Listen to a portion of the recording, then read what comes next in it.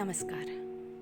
Doctor आंबेडकरांच्या सहवासात या डॉक्टर सविता भीमराव आंबेडकर लिखित पुस्तक वाचनाच्या 7व्या भागात आपणा सर्वांचे पुन्हा एकदा स्वागत. मागील भागात आपण डॉक्टर आंबेडकरांच्या प्रकृती अस्वास्थ्याची कारणे पाहिली, तसेच त्यांना बालपणापासूनच कोणकोणत्या दुर्धर प्रसंगांना तोंड द्यावे लागले असे काही प्रसंग.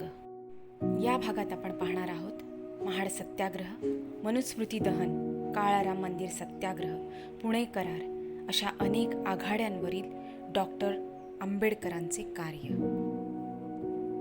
महाड सत्याग्रह व मनुस्मृती दहन. पावलोपावली आलेल्या असंख्य कटू अनुभवांनी डॉक्टर आंबेडकरांचे मन बंड करून उठले आणि विषमतेविरुद्ध लढा देण्याचे आपले जीवित ध्येय त्यांनी निश्चित केले.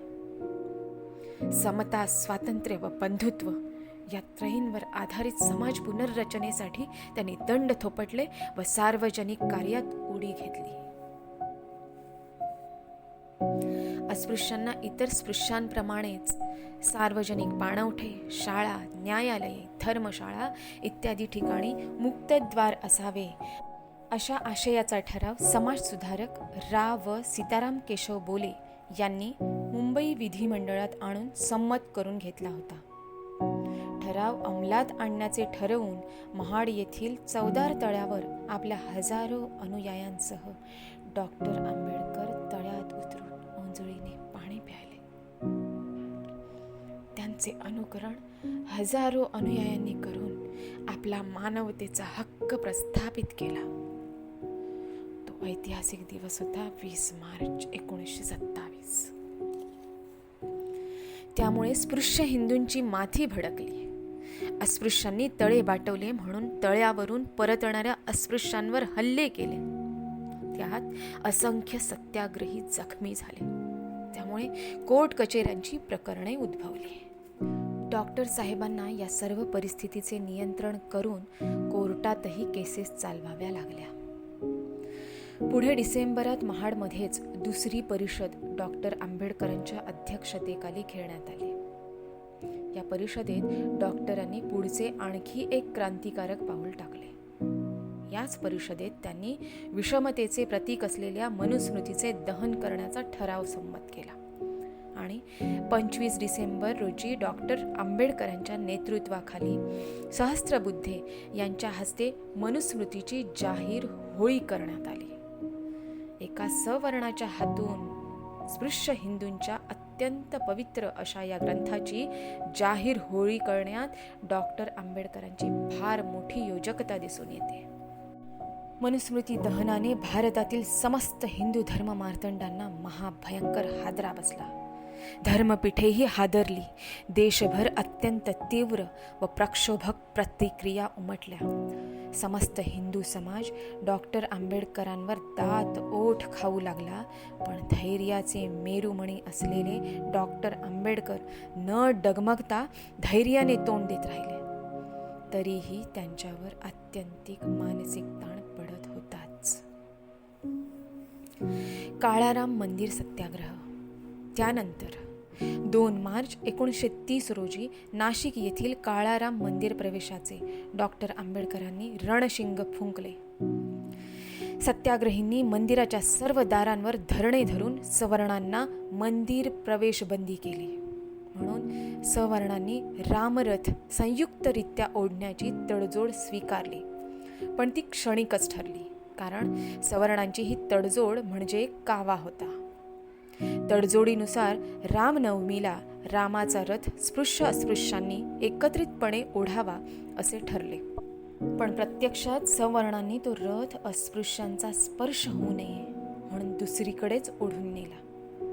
त्यामुळे अस्पृश्य सत्याग्रहींचा गोंधळ उडाला आणि धावाधाव सुरू झाली. तशात स्पृश्यांनी अस्पृश्यांवर चारीही बाजूंनी दगडविटांचा वर्षाव सुरू केला.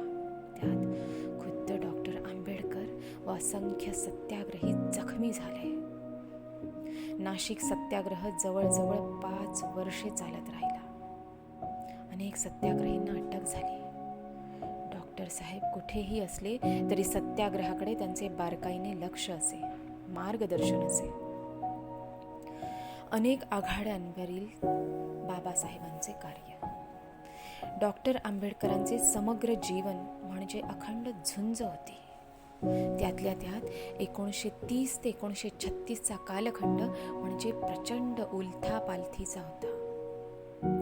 महाड सत्याग्रह जरी 1927 साली झाला तरी त्यातून उद्भवलेल्या कोर्ट कचेऱ्या चालूच होत्या.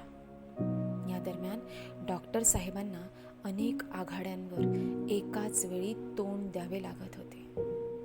महाड सत्याग्रहासंबंधी महाडच्या न्यायालयात चाललेल्या खटल्याचे कामकाज व्यक्तिशः तिथे जाऊन चालवणे, स्वतः साक्ष देणे, इतर साक्षीदार तयार करणे, तसेच नाशिक येथील काळाराम मंदिर प्रवेश सत्याग्रहासंबंधात सहकाऱ्यांना तसेच सत्याग्रह कमिटीला समक्ष वा पत्रांद्वारे मार्गदर्शन व सत्याग्रहाचे नियोजन करणे, सत्याग्रहांसंबंधी सभातून तसेच निवेदने पत्रके काढून जनजागृती करणे, मुंबई विधिमंडळाचे सदस्य असल्याने विधिमंडळाच्या बैठकींना हजर राहून कामकाजात भाग घेणे, स्वतःच्या चरितार्थासाठी वकिलीचा व्यवसाय सांभाळणे, बहिष्कृत भारत या वर्तमानपत्राची व्यवस्था पाहणे, त्यासाठी लिखाण करणे, सरकार दरबारी निवेदने अर्ज विनंत्या पाठवणे, हे सर्व करण्यासाठी त्यांना मुंबई, महाड, नाशिक अशी सारखी भ्रमंती करावी लागत होती. या सर्व घडामोडींचा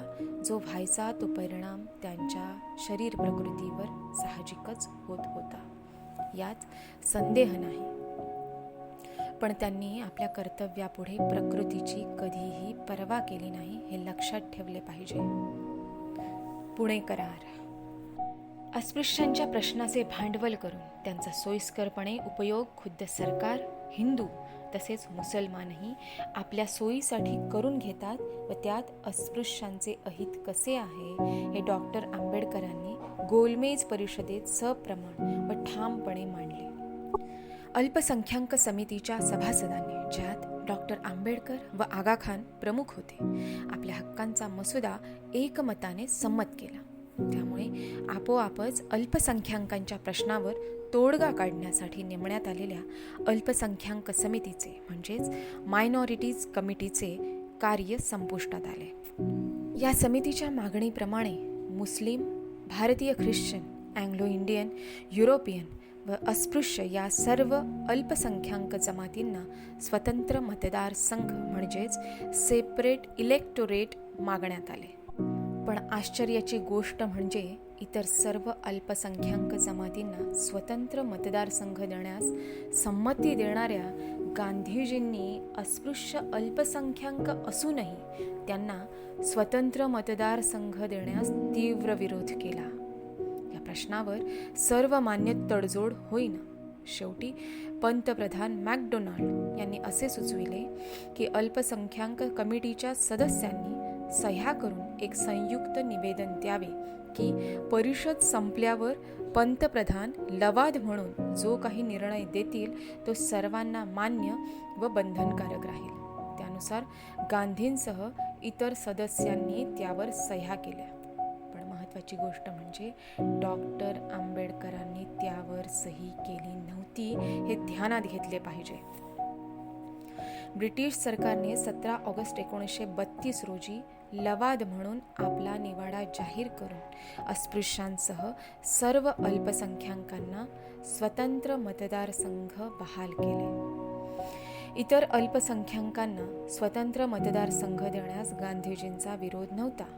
केवळ अस्पृश्यांना, ते अल्पसंख्याकच नव्हे तर अत्यंत मागासलेले असूनही स्वतंत्र मतदारसंघ देऊ नयेत या एकाच कारणासाठी त्यांनी येरवडा तुरुंगात आमरण उपोषण सुरू केले. संपूर्ण देशाचा विचार करण्यासाठी गोलमेज परिषदेला गेलेले गांधीजी अस्पृश्यांना स्वतंत्र मतदारसंघ देऊ नयेत एवढेच निमित्त घेऊन परत आले आणि त्यासाठी आमरण उपोषणाला बसले. ही केवळ आश्चर्याचीच नव्हे तर अत्यंत दुर्दैवी घटना. गांधीजींच्या जीवन मरणाचा प्रश्न निर्माण झाल्याने साहजिकच देशभर भयंकर खळबळ माजली. संपूर्ण देशावर तंग व चिंतेचे सावट पसरले. गांधीजी जरी उपवास करीत होते तरी खऱ्या अर्थाने डॉक्टर आंबेडकरांचे जीवित अधिक धोक्यात होते. देशाच्या कानाकोपऱ्यात धमक्या देणाऱ्या तारा, पत्रे व फोन त्यांना येऊ लागले. रक्ताने पत्रे लिहून धमक्या देईपर्यंत विरोधकांची मजल गेली. संपूर्ण देशभर आंबेडकर विरोधी वातावरण तयार झाले असे म्हणण्यापेक्षा तसे ते जाणीवपूर्वक तयार केले गेले असे म्हणणे अधिक संयुक्तिक होईल. देशभरच्या नेत्यांची वाटाघाटींसाठी धावपळ चालली होती. सर्वांचा रोख अर्थातच डॉक्टर आंबेडकरांवर होता. अशा बिकट, अत्यंत तणावपूर्ण व आणीबाणीच्या परिस्थितीला तोंड देऊन डॉक्टर आंबेडकरांना आपल्या दलित बांधवांच्या न्याय्य हक्कांसाठी झगडावे लागले. डॉक्टर आंबेडकरांनी या संकटाला अत्यंत धैर्याने तोंड दिले असले तरी त्यांना या एकूण परिस्थितीचा आत्यंतिक मानसिक ताण सहन करावा लागला. शेवटी तडजोड होऊन 25 डिसेंबर 1932 रोजी येरवडा तुरुंगात पुणे करारावर सह्या झाल्या. गोलमेज परिषदेत अस्पृश्यांसाठी मतदारसंघ देण्याच्या प्रश्नावरून जो मतभेद निर्माण झाला त्याचा शेवट पुणे करारात झाला. सायमन कमिशनच्या शिफारशीनुसार भारतीय लोकांच्या राजकीय मागण्या व हक्क यावर विचार विनिमय करण्यासाठी ब्रिटिश सरकारने पंतप्रधान रॅमसे मॅकडोनाल्ड यांचे अध्यक्षतेखाली लंडन येथे गोलमेज परिषद घेतली. परिषदेत भाग घेण्यासाठी भारतातील प्रमुख पुढाऱ्यांना निमंत्रणे धाडली होती. अस्पृश्यांचे प्रतिनिधी म्हणून डॉक्टर आंबेडकर व मद्रासचे राव बहादूर आर श्रीनिवासन यांना सदर परिषदेत भाग घेण्यास निमंत्रित केले होते. डॉक्टर आंबेडकरांनी भारतातील अस्पृश्यांची हीनदीन स्थिती अत्यंत मुद्देसूद व प्रभावीपणे मांडून अस्पृश्यांचे दुःख प्रथमच जगाच्या वेशीवर टांगले. तसेच भारतातील अस्पृश्य अमानुष रूढींच्या वरवंट्याखाली कसे पिचले जात आहेत हेही सप्रमाण दाखवून दिले. याच दरम्यान नाशिकचा काळाराम मंदिर प्रवेश सत्याग्रहही चालू होता. गोलमेज परिषदेच्या कामाव्यतिरिक्त सत्याग्रहाकडे बारकाईने लक्ष ठेवून मार्गदर्शनही त्यांनाच करावे लागत होते. लंडनमध्येही अस्पृश्यांच्या प्रश्नांवर खलिते तयार करणे, भाषणे करणे, निवेदन देणे, जनमत जागृत करणे, ब्रिटिश मुत्सद्यांच्या भेटीगाठी घेणे इत्यादी अनेक कामे ते अहिर्निश करीत होते. अस्पृश्यांच्या न्याय्य हक्कांसाठी व कल्याणासाठी ते अहोरात्र झटत होते. या सर्व धकाधकीचा व तणावाचा परिणाम त्यांच्या मनावर व शरीर प्रकृतीवर सतत होतच होता. पण अस्पृश्यांच्या न्याय्य हक्कांपुढे त्यांनी स्वतःच्या शरीर स्वास्थ्याचा, वैयक्तिक लाभाचा कधीही विचार न करता आयुष्यभर समतेसाठी निकराने ते झुंजत राहिले. पुढील भागात पाहू सौ रमाबाईंचे शोचनीय निधन, धर्मांतराच्या घोषणेचे पडसाद, मुंबई विधिमंडळ आणि व्हॉइसरॉयच्या कार्यकारी मंडळात डॉक्टर आंबेडकरांचा सहभाग, क्रिप्स मिशनने केलेला आघात आणि घटना समितीत डॉक्टर आंबेडकरांचे ऐतिहासिक कार्य. भेटू पुढील भागात.